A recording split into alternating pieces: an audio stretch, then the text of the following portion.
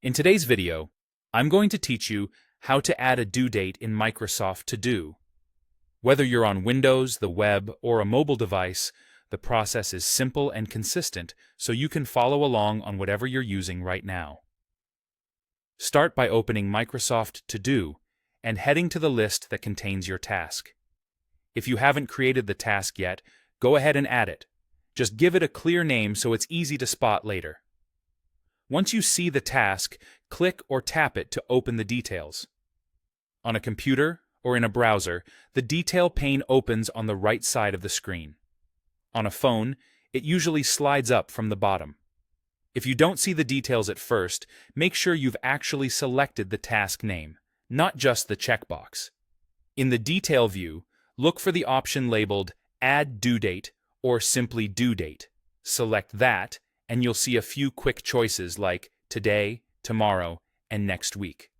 These shortcuts are great for keeping momentum. Pick one and you're done. If you need a specific date, choose the Calendar option and tap the exact day you want.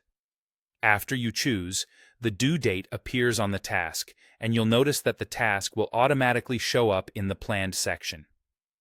Planned is a smart list that gathers all tasks with due dates in one place, so you can review what's coming up without hunting through individual lists. There's also a faster way if you're already typing a new task.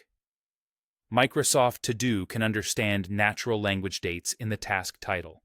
For example, if you type Buy groceries tomorrow, finish report APR 27, or call the bank Friday, To Do will detect the date and attach it to the task when you save. If it doesn't catch it the first time, you can always open the details and set the date manually. No need to retype anything. A few practical tips as you work. Keep task names short but specific so the due date makes sense at a glance. If your plans change, just open the task, select the due date again, and choose a new one. Your task will update and remain in the planned view for easy tracking. And if you prefer to plan in batches, you can add dates as you review your lists, then check the Planned section to confirm everything landed in the right time frame. That's all there is to it. Add a due date and let Microsoft To Do help you stay ahead of what's next.